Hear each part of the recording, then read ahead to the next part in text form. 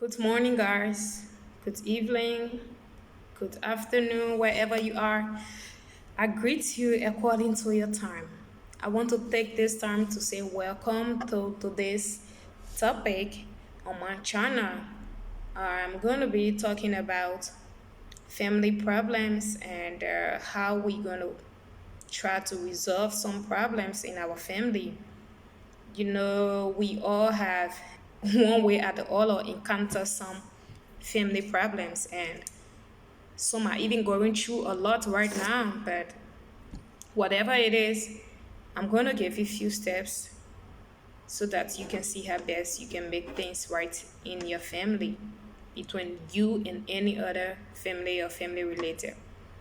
I want you to sit and ask yourself, if today is your last day of your life, will you regret any unresolved issues or fight with a family member? If so, it's now time that you reconsider your decision and reconcile. Before we get through that, if this is your first time watching my video, I'm begging you to please subscribe to my channel, like and share the video as well. And also make use of the bell so that you could be notified whenever I come out with something new. Talking about subscribing, a lot of my friends and fans have called me that it's kind of hard when it comes to subscribing. Let me say something. You don't subscribe to any YouTube channel if you don't have an email address. That's the problem. That's why when you try to subscribe, they're gonna ask you to sign in. Signing in means you have to put in your email address and your password. Without email address, without password, you can watch the video, but you cannot like, you cannot comment, and you cannot subscribe. So in so doing, you have to get an email account for you to be able to subscribe. I said I'm going to talk about it today because a lot of people have been like telling me I'm unable to subscribe. So that's the problem. If you don't have an email account, you cannot be able to subscribe. So it's better now that you create an email account so you can subscribe to my channel or any other channel. Well, I want to take this time to say welcome once more, and we have to get going. Hey, my Muslim family, shout out to you guys. I mean, damn, we almost done. Like next week, it's gonna be massive, super heavy. Thank you there. Okay, so talking about family problems, it's so easy to let anger control you by causing you to do something terrible to a family member, like treating them so poorly or cutting them out of your life entirely. And at the end of the day, you regret in the future. It's so easy for anger to overtake us. So, in so doing, these are few steps that I'm going to be giving to you to see how best you can resolve issues. Number one, repeat the adage. Like the saying goes, you can choose a friend, but you cannot choose a family member. I mean, you as a person can decide who you want to be in your life as a friend. And if you find out that that friend is not healthy to you, you can at any time cut them off out of your life entirely. Like you don't want to be bothered with them. They are the friends that you choose. But when it comes on the line of your family, you don't choose your family member. You guys have a bone, something that is connecting, something that is stronger than anything else, which is blood. Blood is stronger than anything else. You cannot choose your family member, not because you have gotten so mad, like you have sworn never to see them, never to talk to them, means they are not your family. No, they are, no matter what. This means you have to deal with their faults, just how they have accepted yours, you know. But if a family member is important to you, this is something that you will always remember, no matter how deep the raft is. Your family is your family. You cannot choose your family member. Number two, let go of your pride. Pride can come in so many forms, like I'm not going to call them. they should be the one to call me, or I wouldn't have done what they did to me, so I don't want to be bothered with them. Or maybe they have tried contacting you in so many ways and you have kept ignoring them. Let go of your pride. Though pride is important sometimes, so that you don't get doormat treatment from your family member, or you don't be treated anyhow. So sometimes it's good. But when it is too much, you have to let go of it, especially when you have decided to make things right. You got to let go of your pride completely. Number three, make your aim to reconcile and not to win. You might think you want to resolve the issue, but really, you want your family member to come and apologize to you. Or if you were the one who wronged them, you want to let go, you want the whole stuff to be resolved without any discussion. If that's the case, then your aim is not to reconcile. You want to be a winner. If you want to reconcile any situation with your family member, you first of all have to stop thinking of the issue as two-sided. Focus on your aim. You want to reconcile.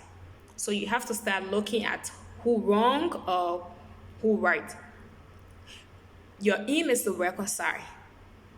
Okay? So you have to focus on that and see how best you're going to solve the issues. I mean, this is your family member, for Christ's sake, and it's not some twisted competition. So whenever you are having a problem and you have decided, you made up your mind that I want to reconcile, that should be your aim. Only reconciliation should be on your mind, not who was wrong and who was right. Don't look at it that way. Just focus on reconciling the situation.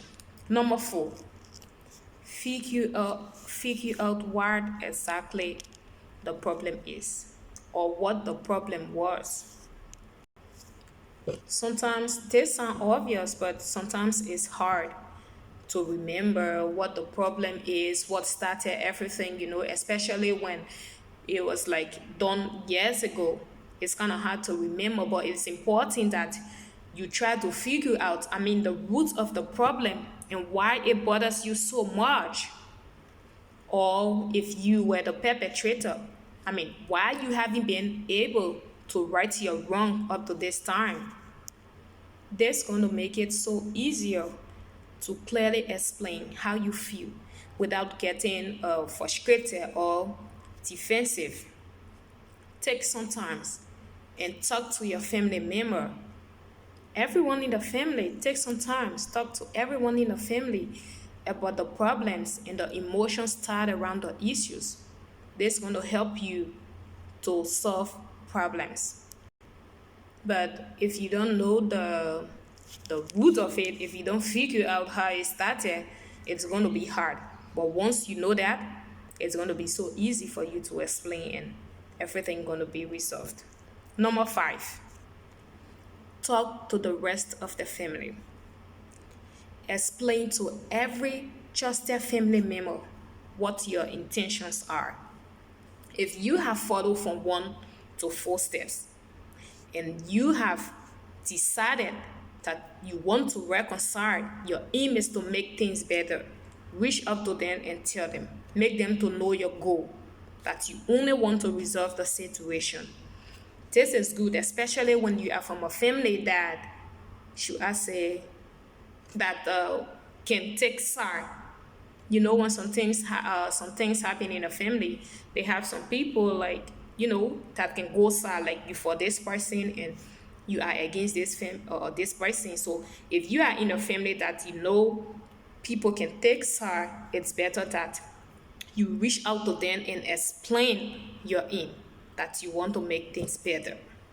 Number 6, don't invite them to the discussion. Yes, talking to family members that you want to resolve a situation, you don't need to invite them to a discussion. You have to go to them one after another. It's tempting that we can sometimes want all of our family members to be present in such case like this. But it's easier too for things to become wiser because you will have some people like siding up. You will want them there for backups or something like that. But at the end of the day, it's so easy that the problem become bigger and even worse because everybody will have what to say and will want to take side. So if you want to do stuff like this, don't invite them to the discussion. And at the same time, it's better that the person that you have wrong or the family member that you had a confusion with that you want to resolve things are also is doing the same thing also because it makes it easier. Like they too, they are willing, to resolve things. It's better that way. Don't invite them to the discussion. Number 7, be honest but respectful. Explain exactly how you feel, what got you upset, and how the situation affects you. Sometimes we can be right, yeah, but the way we go about explaining or expressing ourselves, we turn up to be wrong. So in your case, you might be right, but when you try to explain yourself, thinking about how it happened, you try to explain in a way that it's going to be like you don't want to make peace. So it's better that you be honest to explain, how you feel, but you have to do it very respectfully. You don't have to be aggressive in your tone. You have to express yourself moderately so that things don't get worse. One thing you should remember, even if you are the victim, definitely you did something that brought up the whole fight. Seriously, if you were the one that people have wronged in your family, it's obvious that you did something. Everyone have their faults. Everybody have their faults. Everybody have that kind of a attitude that one or two person maybe don't like and they have to accept it. They have to deal with it. Let me put this in my shoes. I mean, I have my faults. Sometimes I do get angry with my family. Honestly, sometimes I do get angry. Like, I'm the kind of person that, I mean, I'm not proud, okay? I'm very friendly. I love people, but I have this kind of a attitude in me that I'm praying and I'm fighting on it, and gradually I'm working on that seriously. I have my attitude that I don't associate with my family. You understand? It's kind of hard that you see me associating myself with family members. And sometimes I do get upset from them. I be like, I don't have a family. They don't care about me. They don't call me. They don't phone me. They don't even think what is happening to me. Sometimes I do get angry. I do get mad. And at the end of the day, when I sit, I say, I have my fault.